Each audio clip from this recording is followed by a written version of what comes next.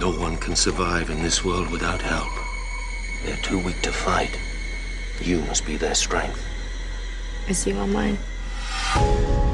Sometimes I wonder if this is the price for our sins. You have inherited your father's responsibilities. I am afraid they come at a cost. This woman will lead him into a war he cannot win. Time has come to choose. Joffrey, Renly, Robb Stark, they're all thieves. The Iron Throne is mine. All right, so that was the season 2 preview for Game of Thrones, which we are all excited by. We're all Game of Thrones dorks here. John Iadarola from TYT University has apparently been a longtime dork of Game of Thrones. Steve O is also here. He's a newbie to some degree. John, for the people who are unfamiliar, what is Game of Thrones? Okay, so growing up, fantasy was about light versus dark. There's the person representing the good side, and he's fighting against eternal evil. Game of Thrones throws all of that out the door. Instead, you present a very realistic world where you have these different families fighting for power, basically, fighting to defend themselves. It's a lot like Sopranos meets Lord of the Rings. Right, and I love it. I know Steve's obsessed with it, and we're going to actually talk about season 1 in a second, and then season 2 as well. But first, tell us about the families, John. Okay, so you're going to be introduced in the first season primarily to the Starks. They are an ancient family that lives up in the north. They rule basically half of the kingdom. They're led by Ned Stark, who is one of the few people that is actually driven by honor in this really dark world. Mm-hmm. And he has a bunch of children, and they're the lead protagonists, really, of the series. Right, and how about the Lannisters? Okay, so a lot of people are going to have a problem with the Lannisters. They're kind of the bad guys, although, as I said, not evil. You know, they're jealous, they're greedy, they have all the money, basically. So they're the Republicans of the basically. Game of Thrones. Actually, okay. that's But the pretty interesting good. thing is, they're not just pure evil like the Dark Lord Sauron in Lord of the Rings.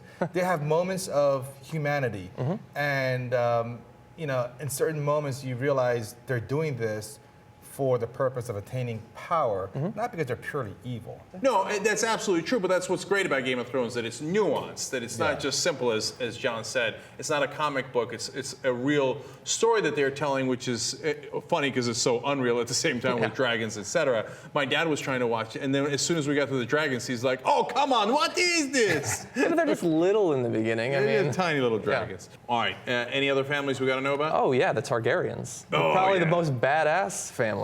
The Targaryens are almost extinct when we get into the series, but they are the last vestige in the beginning of the series of magic, of old Valyria. And so we primarily see Viserys and Daenerys, the brother and sister, who were once kings, actually, their family, and they were cast off. Right, and of course, the daughter that was cast off is pretty cool. She's badass. Yeah, no question about it. I love her. I actually most relate to her character, believe it or not. Why is Out of that? all the guys and the Dothrakis and stuff, because no one ever believes her. She's like, no, I know I'm a dragon, right? And they're like, right, little lady, okay, Miss Dragon. And then she walks into the fire at the end of season 1. Now, spoiler alerts, like massive spoiler alerts if you haven't watched right now, okay? So she walks into the fire, and everyone's like, oh, you're crazy walking into a fire. And I feel like I walk into fires all the time. And I want to come out with dragons on my shoulders. So that's why I liked her. The reason I love season 1 is because the unexpected happens all the time. In TV, I watch with my wife and I go, this is what's going to happen next. This is what's going to happen next. Because I've seen it all, right? And it's a formula. You just figure out the formula, you know. And with Game of Thrones, I was like, this is what's going to happen. Oh, shit, that didn't happen at all. It says some dude got his head cut off. The other thing that absolutely freaked me out and blew me away, I'm going to say it. This is a spoiler alert, big time for the first season. So if you didn't watch it, maybe you don't want to hear this. But it's when Ned is executed. I couldn't believe it. I was like, fuck. My cell phone blew up. Text like, what the fuck? Why didn't you tell me? Yeah, like that clip we played. What the fuck? All right, now finally, season 2 is coming up. Obviously, you saw the trailer there, and we saw the first one already yesterday. What are your thoughts?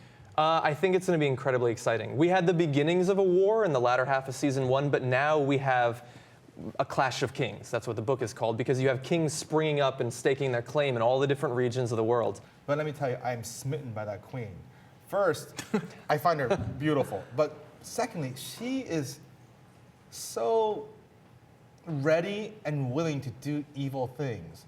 and she's ruthless. That ruthlessness is not a turn on, but I mean, it's impressive. It's impressive. No, right? no. Let's call it what it is. It's a turn. Okay. Yesterday's episode, when Lord Baelish tells her knowledge is power, she says, "Seize him, cut his throat." And he's like, "Oh, please don't kill me." And then she's like, "You know what's power is power." I was like, "Damn, It was badass. you go, girl." She was Jesus, please stop. It's that old Republican ad joke. Right. Now, I love that line, power is power. Yeah. And then in that episode last night, too, again, spoiler alert, Stannis's wife or whatever she is, right? Because I didn't read the second book, so I have no idea. The woman in red? The woman in red. Melisandre. Yeah. When she drank the poison anyway, that was also a badass moment. She's like, "Oh, you're trying to poison me. How about this, motherfucker?" The Meister's already dying from his drink, and she's like, "No big deal." Yeah.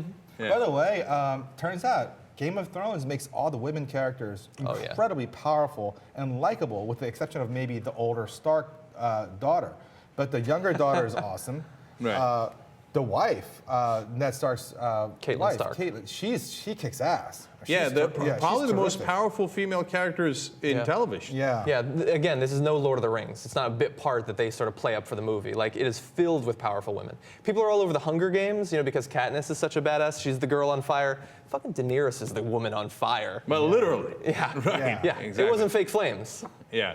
So, did you love the first episode or I not? absolutely loved it. I can't wait. And also to kind of paint the picture, Daenerys and the what are they called? The Dothraki. They are not able to physically get to this place because they are separated by a narrow sea. But as they keep saying, winter is coming. Oh. What happens in winter? But a big shout out to HBO. Big shout out to Game of Thrones. It is incredibly addictive. I watched the entire first season on HBO Go, basically over a 2-day period.